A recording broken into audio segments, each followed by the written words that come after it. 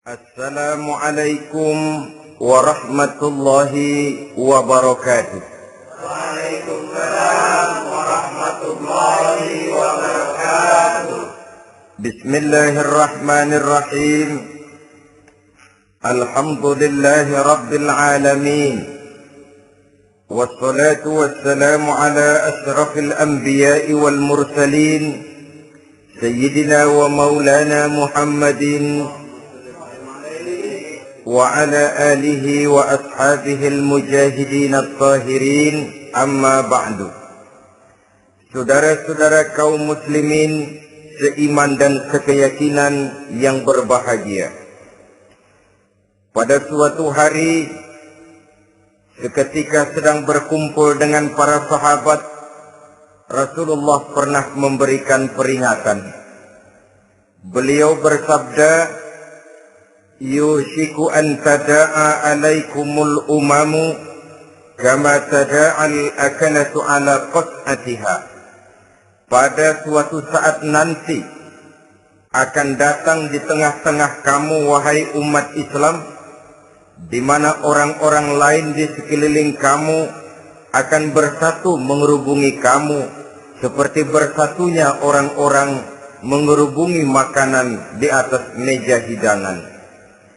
Akan datang satu saat nanti di mana kondisimu dikepung sedemikian rupa, yang barat mau menerkam, yang timur mau menghantam, yang selatan mau menginjak-injak, yang utara pun akan menjelajah.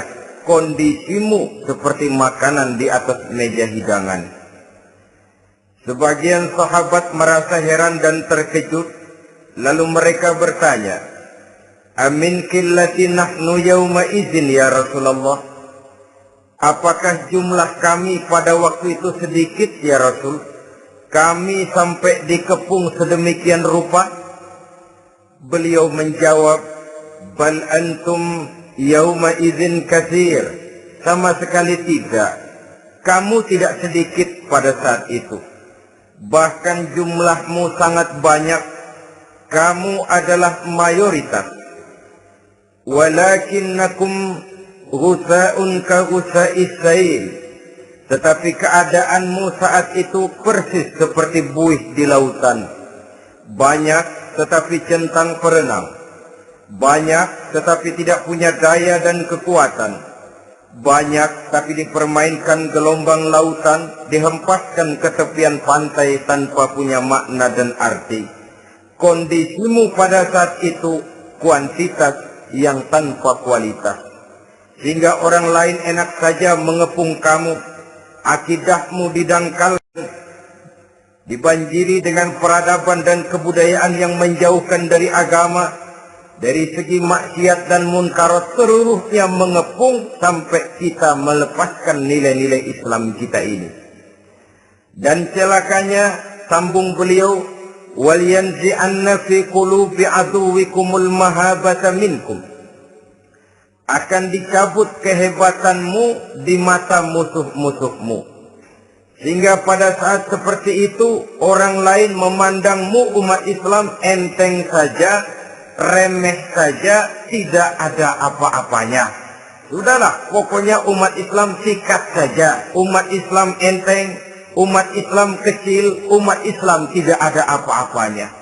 Alangkah ironinya, alangkah menyedihkannya, memilukan dan sekaligus memalukan. Umat yang mayoritas ini dipermainkan oleh yang minoritas. Umat yang jumlahnya terbesar, terbanyak, bahkan konon menurut catatan sampai 90%, tapi dipermainkan oleh mereka, kelompok-kelompok kecil ini. Walyakzifanna fi qulubikumul wahn. Pada saat itu di hatimu dicampakkanlah penyakit wahan. Sahabat kemudian bertanya, wa mal wahnu ya Rasulullah? Apakah penyakit wahan itu ya Rasul? Beliau menjawab, hubbud dunya wa karahiyatul maut. Penyakit wahan itu tidak lain hubbud dunya wa karahiyatul maut. Terlalu cinta kepada dunia dan terlalu takut kepada mati. Materialistis dan takut resiko. Dua penyakit inilah yang menyebabkan walaupun umat ini mayoritas, tapi dipermainkan oleh yang minoritas. Walaupun dia golongan terbesar, tapi nasibnya seperti makanan di atas meja makan. Dari segala macam penjuru mau menghantam dia. Saudara-saudara kaum muslimin yang berbahagia, ini merupakan analisa sosial bahwa pada suatu saat nanti akan terjadi di tengah-tengah umat di mana kita dihantam dan diserbu dari segala macam penjuru. Akidah didangkalkan, peradaban dan kebudayaan dirusak, makanan dan minuman diracuni, pakaian ditelanjangi dan lain sebagainya, sampai kita melepaskan nilai Islam yang kita cintai ini. Kondisi sosial ini satu saat akan datang kepada kita. Demikian analisa dan peringatan dari Rasulullah sallallahu alaihi wasallam. Marilah sekarang kita melihat, adalah benar bahwa di zaman sekarang kita insya Allah tidak akan mengalami perang Badar sehebat yang pernah dialami oleh Rasul dan para sahabatnya. Tetapi sesungguhnya perang yang kita hadapi di zaman sekarang ini tidak kalah hebatnya dengan perang Badar, tidak kurang dahsyatnya dengan perang Uhud, tidak kurang ngerinya dari perang Khandaq. Hanya saja yang kita hadapi sekarang ini bukan ujung pedang, bukan ujung tombak, bukan ujung panah. Yang kita hadapi sekarang ini adalah perang akidah, perang ideologi, perang mempertahankan keyakinan. Yang kalau kita kalah sekarang, kita memang masih beragama. Tetapi anak kita, cucu kita, generasi yang akan hidup 5, 10, 20, 30 tahun yang akan datang, wallahu a'lam bishawab. Islam, saudara-saudaraku, tidak mungkin hilang dari dunia. Tetapi tidak mustahil Islam gulung tikar dari desa kita. Tidak mustahil Islam gulung tikar dari kampung dan kota kita, jikalau kita tidak menjaganya, jikalau kita tidak memeliharanya, bahkan jikalau kita tidak mewariskannya kepada anak-anak kita, generasi yang akan datang. Marilah kita mengingat sejenak bagaimana Islam di Spanyol yang pernah jaya, pernah mewarnai daratan Eropa, dan yang sekarang hanya sekedar tinggal ceritanya saja. Ini pernah diperingatkan oleh Rasul dalam satu hadis, sayati ala ummati zamanun la yabqal Islam illa ismun wala minal Quran illa rasmun. Akan datang satu masa di tengah umatku di mana pada masa itu Islam ada tapi hanya tinggal sekedar namanya saja, dan Quran pun ada tapi cuma sekedar tinggal tulisannya saja. Apabila kita tidak mewariskan ini kepada generasi yang akan datang, maka serbuan-serbuan dari berbagai macam penjuru dari hari ke hari semakin kita rasakan kehebatannya. Tidak mustahil sejarah Spanyol akan terjadi di desa kita, akan terjadi di kampung kita, akan terjadi di kota kita. Orang Spanyol, kalau mereka cerita kepada anaknya, mereka akan cerita, nak, di sini dulu ada masjid. Kapan Pak? Dulu bener dah. Banyak orang Islam kalau hari Jumat pada sembahyang, kapan itu Pak? Dulu sekali. Sekarang cuma sekedar tinggal ceritanya saja. Bukankah sesuatu yang sangat tidak mustahil apabila kita tidak menjaga dan mewariskan Islam ini kepada generasi yang akan datang? Maka serbuan-serbuan akan membawakan hasil yang diinginkan oleh para penyerbu itu tadi. Kita sudah menjadi umat yang mayoritas, tetapi umat yang mayoritas ini menurut Rasul dikepung sedemikian rupa, akidahnya didangkalkan, peradaban dan kebudayaannya ditekan sedemikian rupa, kehidupan sosialnya dibuat individualis. kemudian dari segi pergaulan, pakaian, makanan, minuman dan sebagainya diracuni, sampai dia tidak lagi berpegang teguh kepada agamanya. Dan dikala itu hilang kehebatan umat ini di mata musuh-musuhnya. Orang lain memandang kita ringan saja, enteng saja, satu umat yang sudah kehilangan wibawa.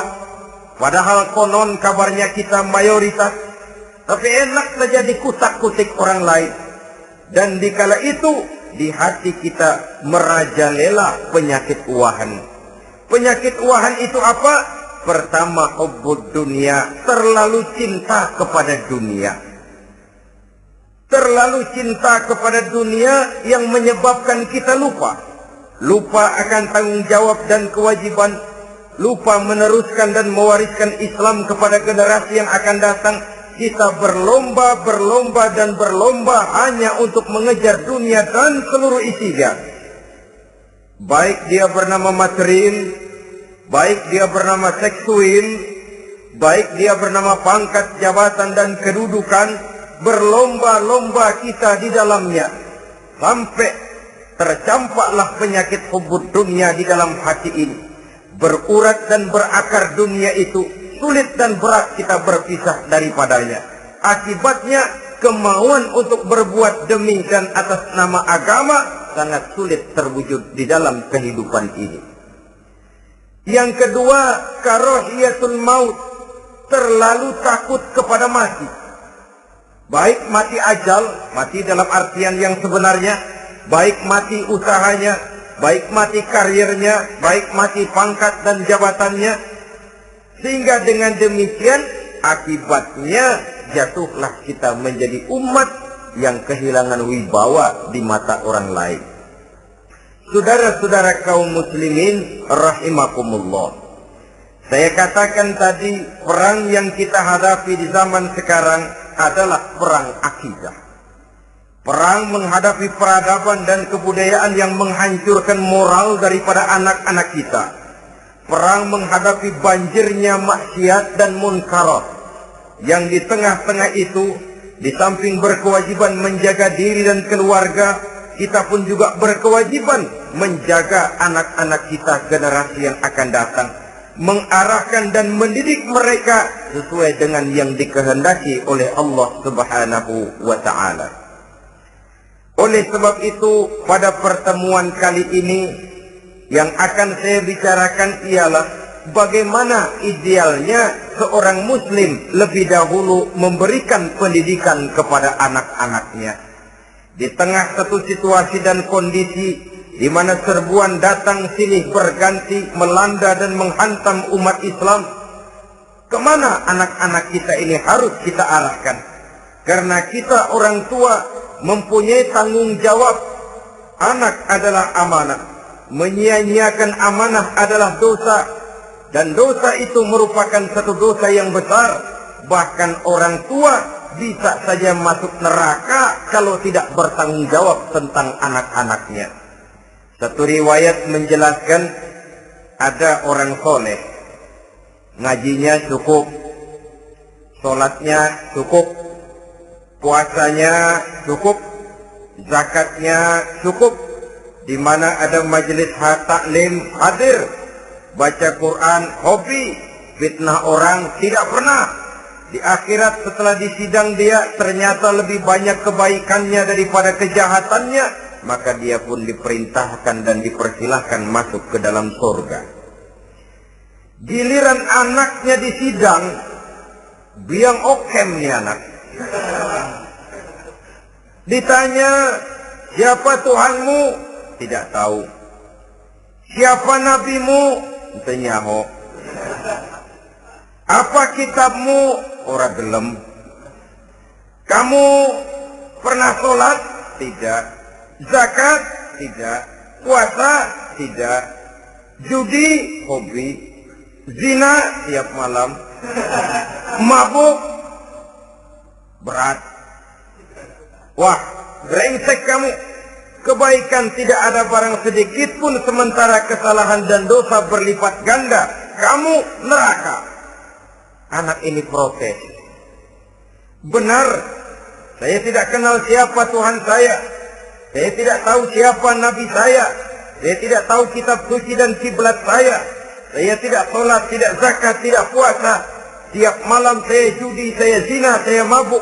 Tapi saya kerjakan semua itu karena saya tidak tahu dan orang tua saya tidak pernah memberitahu saya. Dia enak-enakan hadir di majelis taklim, saya nyekek botol, didiemin saja. Dia enak-enakan baca Quran, saya zina, didiamkan saja. Saya bukan tidak mau, orang tua saya sama sekali tidak pernah mendidik saya. Dia mau benar sendiri. Maka kalau sekarang saya harus masuk ke dalam neraka, saya menuntut agar orang tua